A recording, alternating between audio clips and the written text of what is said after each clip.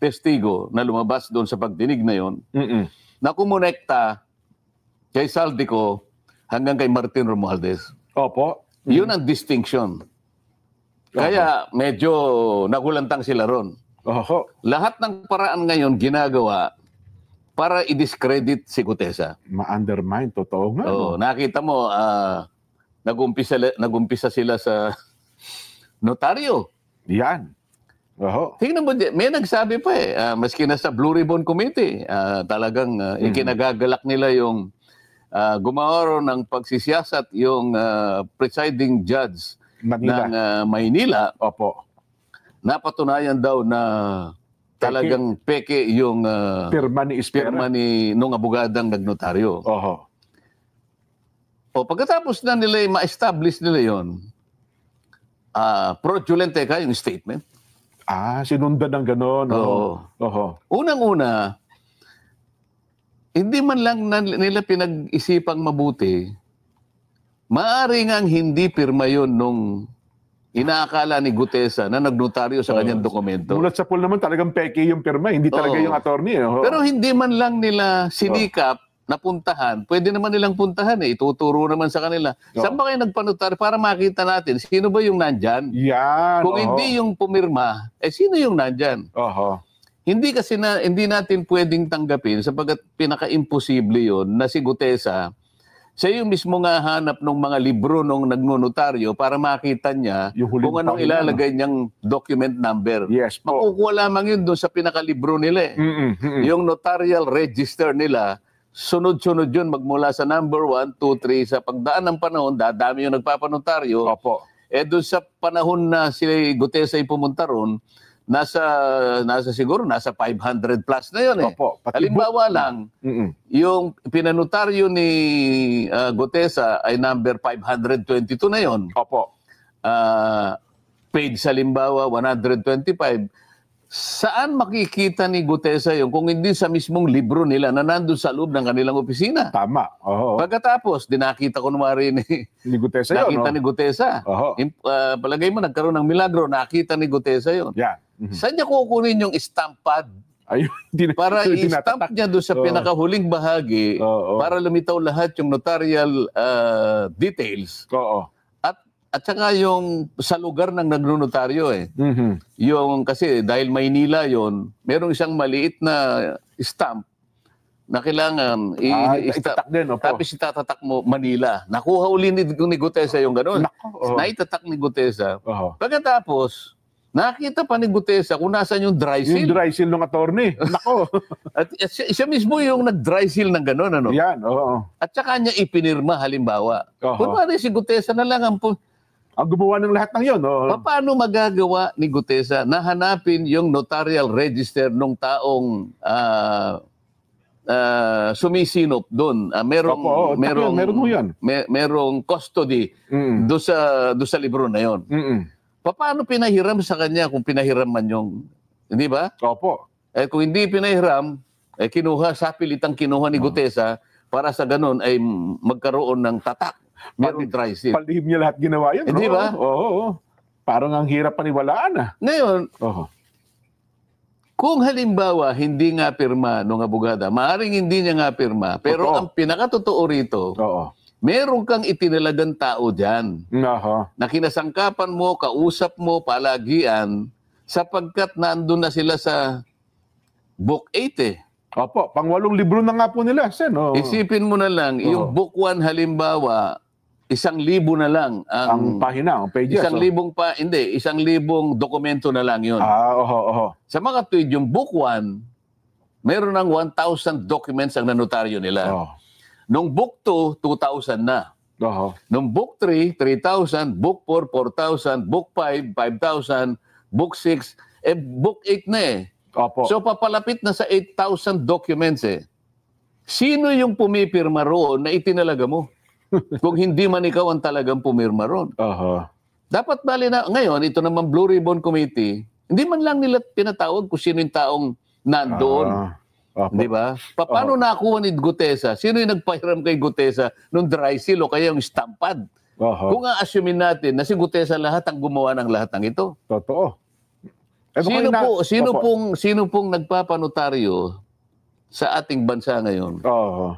Pumunta po kayo sa mga lugar na kung saan meron pong City Hall. Halimbawa, Quezon City Hall. Kaya RTC, o kaya sa Manila. Hall of Justice. Napakarami po niya nakapaligid dyan. Lahat po na nagpapanotaryo, dyan pupunta, dyan tutungo yan. May dala-dala silang papeles nila at yan ang ibibigay dun sa kung sino man ang makakaharap niya ron. Tama. At magpagtatatakan lahat yung ilan yung dokumento niya at saka siya magbabayad. Meron bang isa sa kanilang nagpapanotaryo ang magpipilit na sabihin na bago siya umalis, Sir, ma'am, pasensya na po, bago ako umalis, ay gusto ko pong malaman kung kayo po talaga yung pumirma rito. Kayo po ba yung, kasi po nakalagay rito, Attorney Espera. Ayan, kayo po ba ito? Kayo po ba ito? Halimbawa, sinabi niya, pakipirma niyo nga uuli ito, baka hindi po kayo ito eh. Nako. Meron ba taong magsasabi ng gano'n at magpipilit at uusisain niya na yung pumirma talaga ay yung nakita niyang taong nandun? Mukhang wala pang ganun, sir. Ngayon, hindi man lang nila, sasabihin nila ngayon, na kung merong taong itinalaga kung sino man yung abogadang nagtalaga nun, diyan ka, para ito, pakinabang natin ito, isip-isipin mo, napasa siya 2021 lang. Bago nga lang po eh. Book 8 na siya. Yung law office namin dyan, ang tagal na nun, baka yung book 1 hindi nila napuno at ayaw na nilang magnotaryo kasi hindi yun ang talagang kinabubuhay ng aming law office eh. Totoo po. Nangangailangan lang kung minsan ay talagang mabilisan may pagnotaryo. Kaya lang siguro maaring maglagay kami ron. Pero yung talagang para yun ang gawin naming ang hanap buhay na. Hanap buhay, hindi yun eh. Hindi yun, yes po. Itong abogadang ito, iyon ang kanyang hanap buhay. Kaya may mga branches sa Senate, di ba? Ngayon sasabihin niya, maaaring hindi mo pirma yon, pero sisiguruhin ko sa iyo, kung nakikinig ka, Atty. Espera, tao mo yung nilagay mo doon. Kasi hindi ka abot sa pang-8 libro. Kung wala kang taong itinalaga doon at siya ang pumipirma in your behalf. At marami akong makukuha dokumento. At sa sandaling makuha ko yung mga dokumento na yan, at naikumpara ko na yung pumirma kay Gutesa, ganun din yung nakapirma doon sa mga ibang dokumento na dumaan sa iyong opisina, may kalalagyan ka, attorney. Yan masasabi Delikado. ko. May nauna na nga dalawang, di ba, kaso yung Chesa. Kaya gusto ko yung marami. Opo. Kaya humihingi ako ng sample ng January, February, March, April, May, June, July, August. Kasi may September na ako, yung kay Gutesa, di ba? Ikukumpara ko ngayon sa mga naunang mga pangyayari. At saka sir, bakit nagpagawa, ayaw ko lang, doon sa executive judge ng Maynila, hindi pa niya nakikita man lang, siguro kinumpara man niya, kasi sinabi nga, peke agad eh. Di ba doon sa kanyang desisyon daw? Nung nagpunta ako doon, nagkaharap kami. Nga pala, pumunta nga pala kayo, no? Ang sabi ko sa kanya, Judge, hindi naman ang pakay ko ay yung matukoy nating kumpirma niya. Sa aking palagay, hindi niya pirma yan. Ayan, opo. Pero merong nagnunotaryo sa pangalan niya sa lugar na yan. Ang gusto ko lang sanang i-request sa inyo, kung papayag kayo, makakuha ko ng ilang piraso ng mga ninotaryo niya sa mga nakaraang panahon. And sabi naman niya, Senator, pagka ganito po kasi ang nature ng request, ay sa Supreme Court po kayo dumaan. Hindi naman ako nagpilit, yun pala yung tuntunin. Pasalamat ako sa kanya. Pero alam niya from the beginning, na yung aking pakay, magkumpara lang ako. Kasi maring hindi niya nga pirma yun. Pero pumayag siya na isang tao ang pipirma para sa kanya. Yan ang katotohanan dyan. At sa sandaling ma-establish ko yan, at talagang gagawin ko yan, ngayon pa lang, hindi kita tinatakot, Atty. Espera, may kalalagyan ka. Nako. Yan, yung judge naman, nakiusap ako na bigyan ako ng ano man ang magiging outcome ng kanyang investigasyon. Hindi niya ako binigyan, diniretso niya sa Blue Ribbon Committee kasi hindi raw ako partido. Yung kayang Blue Ribbon Committee, partido kaya rito? Kasi hindi naman siya pumunta sa Blue Ribbon Committee para doon siya mag-complain na hindi ko pirma yan eh. Dapat ang una niyang ginawa, nag-represent siya doon sa pumunta siya sa Blue Ribbon, magkukomplain. Hindi po akong pumirma niyan. Nakita ko po na noong kayo po ay nag-hearing, nasinagang ko po, pero hindi po ako yan. So I'm lodging a personal complaint, hindi po ako yan para patotohanan ko. Ayun, ganun pala proseso dapat. Paano nangyari? Sino ba nagpasimula ng investigasyon? Hindi rin ako, nagpunta lang ako doon kasi alam ko Nababasa ko lang sa na mag-iimbestiga. So, sino ang nagpasimuno ng investigasyon? Bakit nasa sentro ngayon? Ito yung pinag-uusapan natin. Undermining the whistleblower. Ngayon, ito, i-discuss natin. Kahapon, Jen, ito yung pinakahuling ginagawa nila para i-discredit nila si Gutesa. Okay. Merong post sa isang page na kung tawagin ay Kabayan Patrol. Sinirculate ito across social media. Ito yung nakalagay na post na kung pwede na si Direk. Ayan. Ayan, sinasabi niya, Orly Gutesa breaks silence. Pinilit lang ako nila Defensor at Marcoleta. Isip-isipin mo yan, Jen. Gutesa admitted that he was forced to sign a fake affidavit against Speaker Romualdez out of fear and pressure. Ito, nakuha na namin kung sino yung gumawa nito eh. Yung page po mismo. Yung page na ito, ang ginagamit niya diyan ay mga troll farms Makikita mo na troll farms kasi pinakita nila rito, ang mga accounts ay Vietnamese eh. Ganun po. May Vietnamese accounts, karamihan So kung halimbawa sa 1,500 Vietnamese at yung iba pa Arabic accounts. Para kunwari, maraming sumusuporta. Maraming nagsusuporta at saka kumukomment. Ngayon, ibalik nga natin doon para makita natin. Kung makikita mo doon, sa bandang ibaba, right side, nakalagay Kabayan Patrol. Kabayan Patrol, yes po. So parang ginamit pa yung logo nung isang TV station para magmukhang totoo. So nakikita nyo ngayon kung ano ang kanilang pakay. Gumagawa ng isang bagay na hindi totoo. Pinilit namin ni Mike Defensor si Gutesa para gumawa ng isang salaysay. Yan ho lumilitaw dyan. Isang bagay na kabaligtaran. Ngayon, anong pakay ng mga... Hindi lang ito dyan, kasi kung punta tayo sa pangalawang slide dyan. Yan. May requirements ang Meta kasi, Jen, yung Facebook, na bago ka makapag-publish ng ads, kailangan meron kang makikitang meron silang mobile number, no? Yes po. Para magbabayad. Pinacheck ko yung mobile number. Ito ay nakarehistro sa isang tao na nagngangalang Luis Orbon. Ayan, Luis Orbon?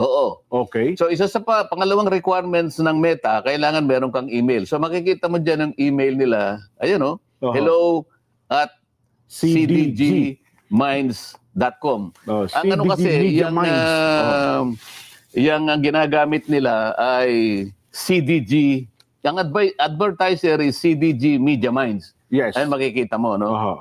So, yung phone number nakarehistro kay Luis Orbon, ayan ang email nila. At ang website nila, nandyan din dyan, mababasa mo, cdgmediaminds.com.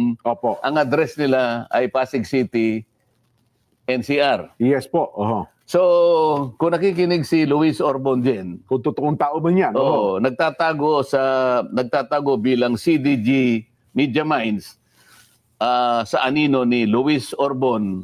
Huwag ka na magtago sapagkat alam mo, kilala kita. Kilala mo ba? Kilala nyo ba? Masyado namang babaw ang pagtatago kasi nila eh. Halatang-halata. Akala ba nila? Alam mo, Luis Orbon, siguro maaring na-underestimate mo ako na hindi ko kayang suriin kung nasaan ka o kung sino ka. Makukuha kita eh. Maghintay ka lang. Kasi akala nyo hindi kayo marunong sa computer at saka hindi kayo marunong sa social media hindi nga ako marunong pero may pamamaraan naman. Ayan, tama po kayo. May pamamaraan tayo dyan, di ba? Ngayon, puntahan natin yung ibang slide natin. Yan. Ayan ang itong CDG Media Minds ay nag-handle ng 4 na pages sa Facebook yan. Bukod doon, meron pa sa iba. Kaya sila ang sabay-sabay na nag-launch ng fake news campaign. At binuboost nila, binabayaran nila laban kay Orly Gutesa. Ayan, makikita nyo isa-isa yan, Yung number 1, ito yung Kabayan Patrol. Ayan, nakikita mo. Ang pangalawa, dapat alam mo. Sabi niya, Ayan, no? opo, Ayan, dapat nakikita alam mo, niyo yung, opo. yung kanilang post. Ayan, no? Yung pangatlo, balita on the go. Ayan. Ayan, opo. Yung pang-apat, chiefs of staff. Chiefs of staff. Opo. So ito ay puro fake news campaign. Okay. Anong pakay ng mga taong, bakit sila gagawa ng ganito? Ito yung sinasabi ko sa iyo na pangalawa na undermining the whistleblower. The whistleblower. So lahat ng kaparaanan gagawin para pagtakpan, para ilihis, para iligaw ang mamamayan. Ang mga taong ito ay, ang kanilang maaring pakinabang dito ay yung taong pinagsisilbihan nila. Siyempre po, kumikita sila dyan doon sa mga taong napagtatakpan ng kanilang paglilihis. Yung kanilang agenda, opo. At para iligaw ang ating mga kababayan na maring maisip nga nila na, ganun pala yun. Ganito pala yun. Kaya natin dinidiscuss dyan para malaman ng taong bayan na ito ay puro fake news na ginagawa nila para magtakip, para isalba, para proteksyonan ang mga nasa likod ng mga iniimbestigahan natin. At kung nanonood ba yun, nabasa mo ito ni Gutierrez, baka humina ang loobin, Kasi puro nasaan si Gutierrez, nasaan si Orly. Pare-parehas yan, Iba't ibang uri ng ads. Puntahan natin yung isa pang slide direct. Ayan, tingnan mo yan, Iba't ibang uri ng ads.